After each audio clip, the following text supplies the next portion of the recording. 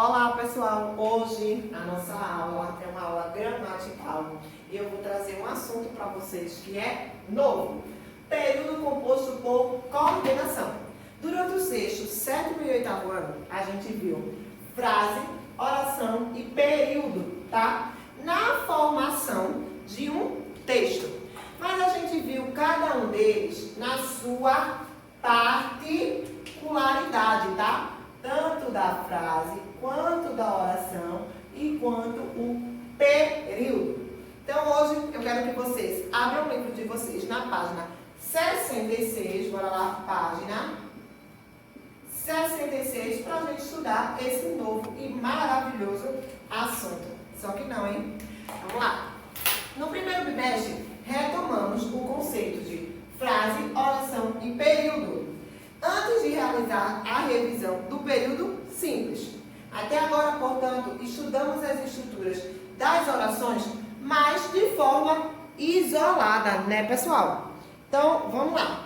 Sabemos, no entanto, que uma unidade maior, significativa, que chamamos de texto, não é formada somente por orações separadas por um sinal de pontuação. Aí entra a questão da coesão e da coerência, porque eu não posso botar um amontoado de frase ou de oração separadas por pontuação e dizer que é um texto. Tá correto isso? Não, não, não.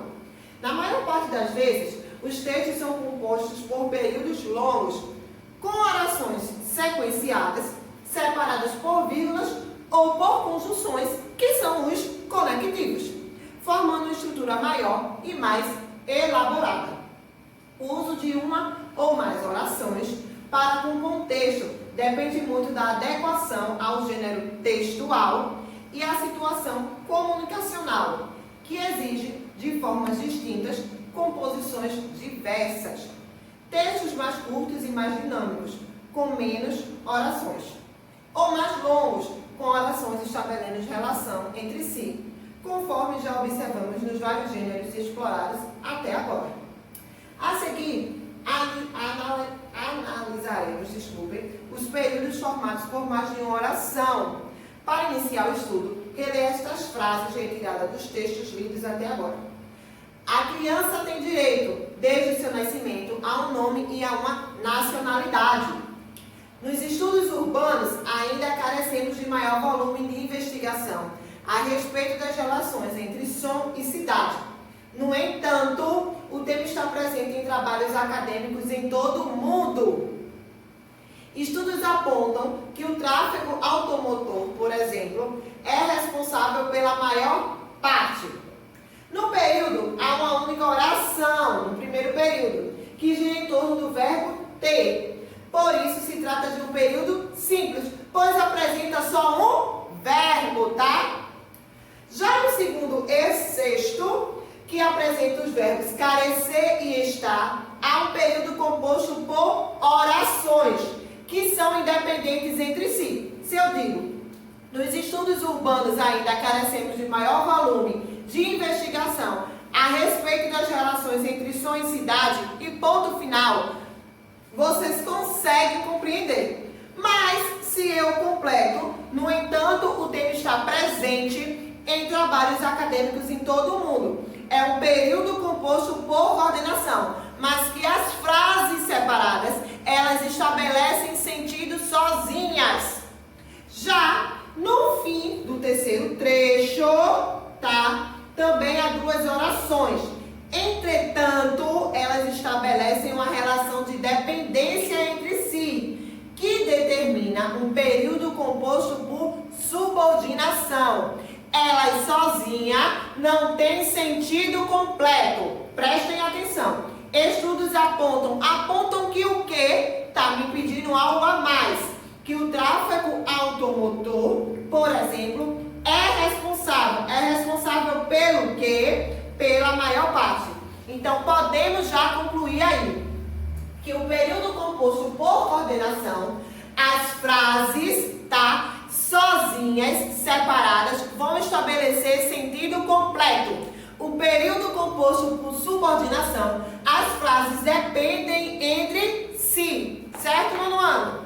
Passando.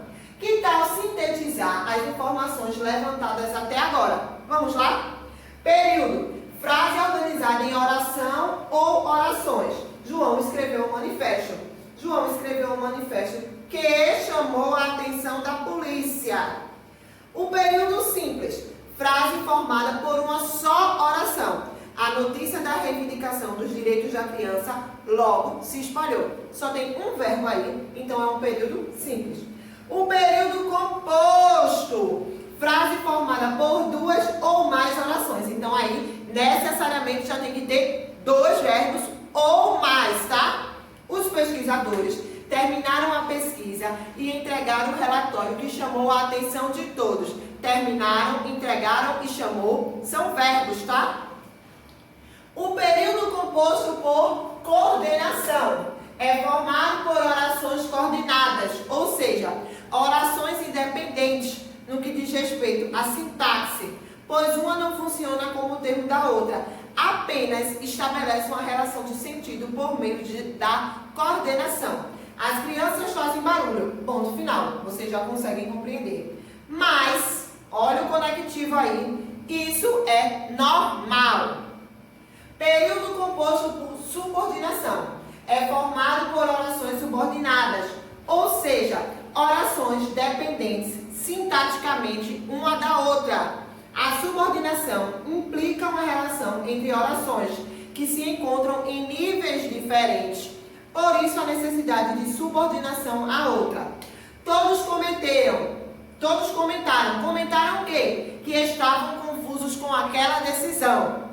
O período composto por subordinação será estudado em outra oportunidade. A seguir, trataremos do período composto por coordenação, para entender como o sentido é construído por meio desse tipo de declaração. Leia este artigo da Declaração Universal dos Direitos Humanos. É o artigo 16º. Terceiro, a família é o elemento natural e fundamental da sociedade e tem direito à proteção desta e do Estado, tá? No contexto apresentado, as orações se ligam por meio da conjunção é.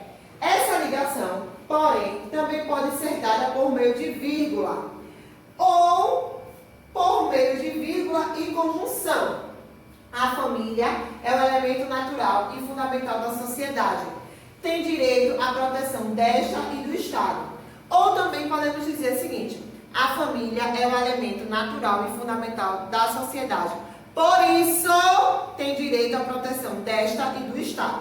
Assim, conforme vimos no período anterior analisado, existem duas categorias de orações coordenadas. A oração coordenada assindética, OCA, aquela que não apresenta conjunções. A família é o elemento natural e fundamental da sociedade. E a oração coordenada sindética, OCS, aquela que apresenta conjunção e que será classificada conforme a conjunção apresentada, no caso do exemplo, e tem direito à proteção desta e do Estado. O E aí é uma conjunção aditiva, portanto, orações coordenada sindética aditiva. Aí agora, na página 68, a gente vai conhecer os tipos de orações sindéticas, que está lá no quadro, né? Aditivas, adversativas, alternativas, sindéticas explicativas e as conclusivas, tá? Então diz assim: cada conjunção coordenativa apresenta uma função semântica própria, ou seja, atribui certo significado ao contexto. Conforme os contextos distintos em que as conjunções são empregadas, essa função pode até mudar. Contudo, os valores mais frequentes estão listados a seguir. As orações coordenadas sindéticas aditivas exprimem uma relação de adição, de soma. Essas orações iniciam pelas seguintes conjunções ou locuções conjuntivas aditivas: é, nem, não só, mas também, entre outras.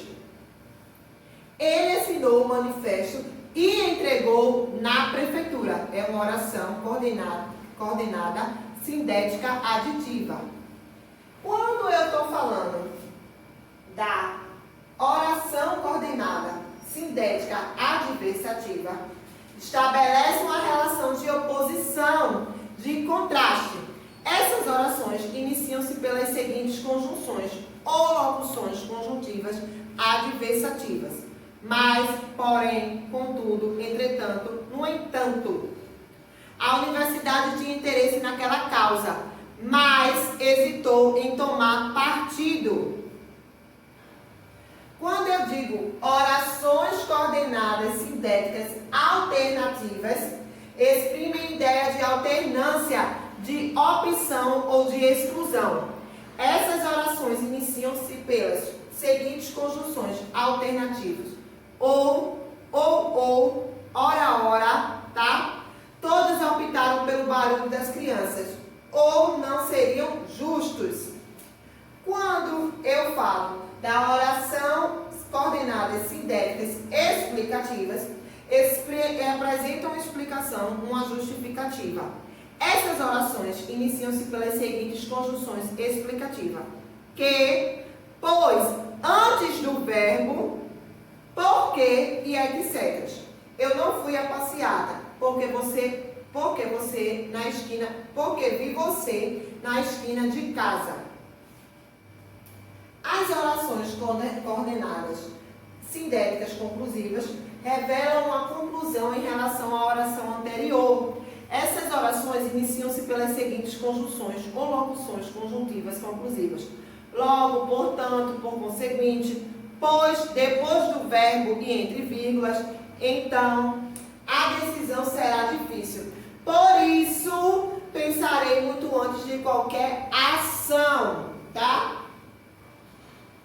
Aí traz o livro também na 68, as orações coordenadas sindéticas em situações especiais. Primeiro, as orações coordenadas sindéticas aditivas iniciadas pela conjunção não são separadas por vírgulas.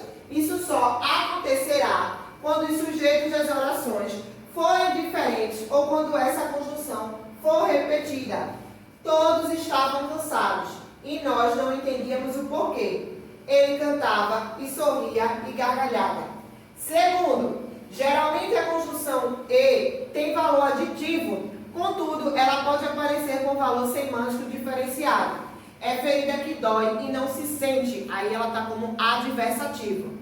Ele refletiu muito e conseguiu entender a situação. É conclusivo. Terceiro pontinho. A conjunção mais, que é adversativa, pode aparecer com valor aditivo. Era uma proposta correta, mas principalmente certeira. No quarto pontinho, diz o seguinte: as conjunções de valor adversativo podem ser deslocadas, exceto a conjunção mais, que se usa apenas em começo de oração. Os manifestantes viram a proposta, não aceitaram, porém, a decisão. Na página 69, gente, ele vai trazer a questão de atividades, né? Vamos lá para essa página, que traz um texto que diz assim: leia o conto O Homem que Espalhou o Deserto, reproduzido a seguir, e responda as questões relacionadas a ele. O homem que espalhou o deserto. Quando menino, costumava apanhar a tesoura da mãe e ia para o quintal, cortando folhas das árvores. Havia mangueiras, abacateiros, ameixeiras, pessegueiros e até mesmo jabuticabeiras. Um quintal enorme, que parecia uma chácara, e onde o menino passava o dia cortando folhas. A mãe gostava, assim ele não ia para a rua, não andava em mais companhias. E sempre que o menino apanhava o seu caminhão de madeira, naquele tempo ainda não havia os caminhões de plástico, felizmente, e cruzava o portão, a mãe corria com a tesoura. Tome, filhinho, venha brincar com as suas folhas. Ele voltava e cortava.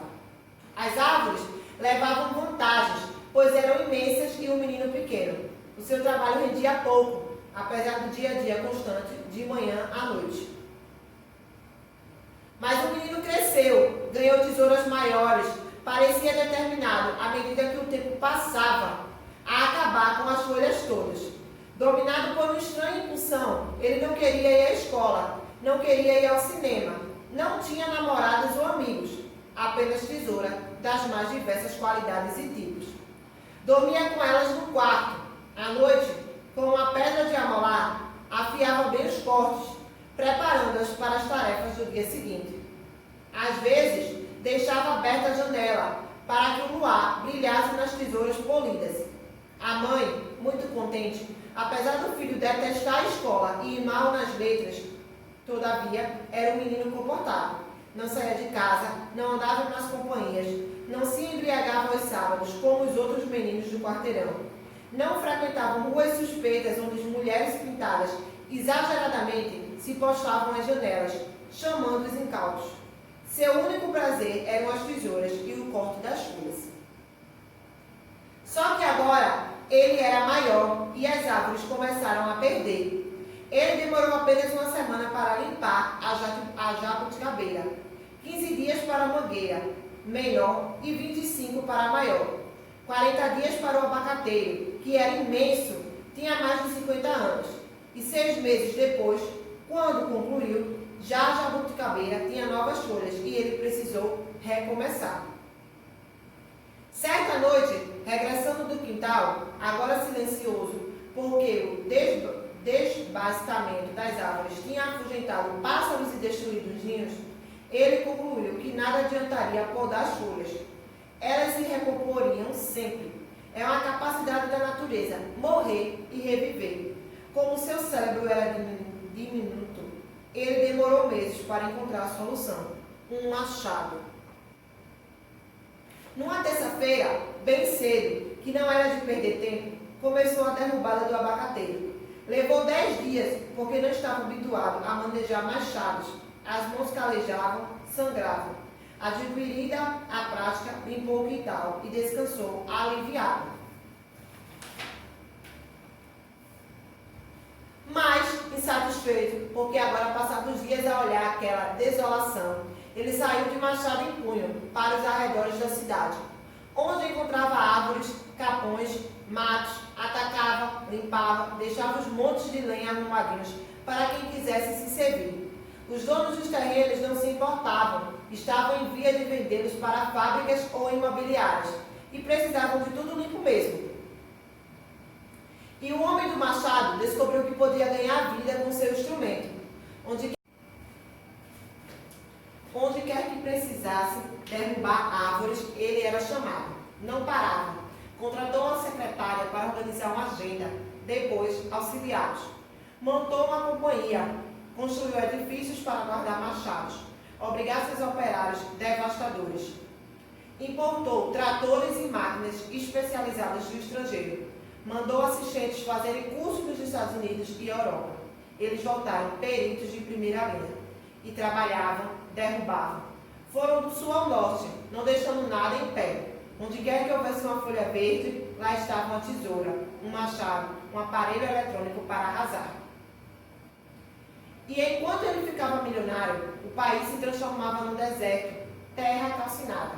E então, o governo, para remediar, mandou buscar em Israel técnicos especializados em tornar férteis as terras do deserto. E os homens mandaram plantar árvores. E enquanto as árvores eram plantadas, o homem do machado ensinava ao filho sua profissão. Ignácio de Loyola Brandão. É um contista, cronista, romancista e jornalista brasileiro. Tem uma ampla produção literária e seus livros já foram traduzidos para diversas línguas. Recebeu, entre alguns prêmios, o Jabuti em 2008, além de mais recentemente o Prêmio Machado de Assis, da Academia Brasileira de Letras. Agora, a gente vai trabalhar a questão de interpretação textual. No primeiro quesito diz assim: que tipo de narrador o texto apresenta? Explique. Segundo, em um certo momento o narrador afirma que naquele tempo ainda não havia os caminhões de plástico, felizmente. O que ele deu a entender com o uso da palavra felizmente. Terceiro, quando o menino resolveu agir de forma mais intensa para que as folhas demorassem mais a crescer, o narrador, diante desse pensamento do protagonista, comentou: como seu cérebro era diminuto, ele demorou meses para encontrar a solução. Um machado. Que relação o narrador estabelece entre a destruição da natureza e a inteligência do protagonista? Quarto, releia o conto, observe o que se diz a respeito do jardim e comente como o jardim era e como ficou depois do ato do garoto. Quinto, releia alguns trechos que mostram a reação da mãe em relação ao comportamento do filho. A mãe gostava, assim ele não ia para a rua, não andava em más companhias. E sempre que o menino apanhava seu caminhão de madeira, naquele tempo ainda não havia os caminhões de plástico, felizmente, e cruzava o portão, a mãe corria com a tesoura. Tome, filhinho, venha brincar com as suas folhas. A mãe, muito contente, apesar do filho detestar a escola e ir mal nas letras, todavia, era um menino comportado. Não saía de casa, não andava em más companhias, não se embriagava aos sábados, como os outros meninos do quarteirão. Não frequentava ruas suspeitas, onde mulheres pintadas exageradamente se postavam às janelas, chamando os incautos. Analisando esses excessos, o que é possível inferir a respeito da fluência da mãe na educação e no comportamento do menino?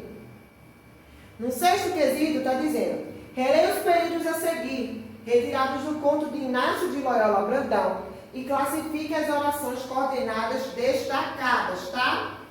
Letra A. Quando o menino costumava apanhar a tesoura da mãe e ir para o quintal, cortando as folhas da árvore. Aí esse trechinho aí, e ia para o quintal, é que vocês vão dizer se é uma oração coordenada aditiva, explicativa, adversativa, alternativa ou conclusiva. B. As árvores levavam vantagem, pois eram imensas, e o menino pequeno, pois eram imensas, tá? C. Mas o menino cresceu, ganhou tesouras maiores. Mas o menino cresceu, tá?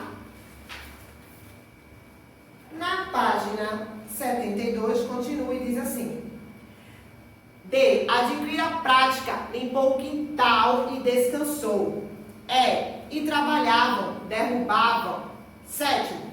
Classifica as orações coordenadas destacadas a seguir. É a mesma coisa. A. Meus pais sempre me mostravam meus deveres e respeitavam meus direitos. B. Toda pessoa tem direito à liberdade de pensamento, mas não precisa pensar somente. C. Ou você se envolve ou nunca viverá em comunhão. D. O local estava lotado, mas todos conseguiram se pronunciar. E. Pensou muito, conseguiu, pois tomara a decisão. F. Tomou a decisão correta, pois pensou muito. G. Todos os seres humanos nascem livres, mas também nascem com responsabilidade. E H. Os moradores pediam silêncio, esqueciam-se, porém, da interação. Na seção de tarefas, que está aí na página 72 também, diz assim: leia o texto Histórias para o Rei, de Carlos Drummond de Andrade, para resolver os exercícios desta tarefa. Histórias para o Rei. Nunca podia imaginar que fosse tão agradável a função de contar histórias, para o qual fui nomeado por decreto do rei. A nomeação colheu-me de surpresa, pois jamais exerceria dotes de imaginação, e até me exprimo com certa dificuldade verbal. Mas bastou que o rei confiasse em mim para que as histórias me jorrassem da boca à maneira de água corrente. Nem carecia inventá-las, inventavam-se a si mesma. Este prazer durou 6 meses. Um dia, a rainha foi falar ao rei que se estava exagerando. Contava tantas histórias que não havia tempo para apreciá-las, e mesmo para ouvi-las. O rei, que julgava minha facúndia uma qualidade, passou a considerá-la defeito e ordenou que, se eu contasse meia história por dia e descansasse aos domingos. Fiquei triste, pois não sabia inventar meia história. Minha insuficiência desagradou e fui substituído por um mudo que narra por meios de sinais e arranca os maiores aplausos, a custo de cada um. Carlos Drummond de Andrade. Na página 73 diz o seguinte: primeiro, mesmo sendo um contador de histórias, o narrador assume que não acreditava ter habilidades para essa prática. Explique por que ele pensava dessa forma. Segundo, mesmo diante desse pensamento, o narrador acabou descobrindo que tinha habilidades para contar história. Que acontecimento fez mudar de ideia? Terceiro, releia esse trecho extraído do texto. Mas bastou que o rei confiasse em mim para que as histórias me jorrassem da boca à maneira de água corrente. Não careci inventá-las, inventaram-se a si mesmas. Explique o que o narrador quis dizer nesse trecho. 4. Copie do texto 2 exemplos de oração coordenadas sintéticas explicativas. E 5. Classifique as orações destacadas no período a seguir. Minha insuficiência desagradou e fui substituído por um mudo que narra por meio de sinais e arranca os maiores aplausos, tá? Essas são as atividades da nossa aula de hoje que vocês devem fazer e me mandar pelo WhatsApp, tá? Deixarei no plural qual as páginas corretas para vocês realizarem.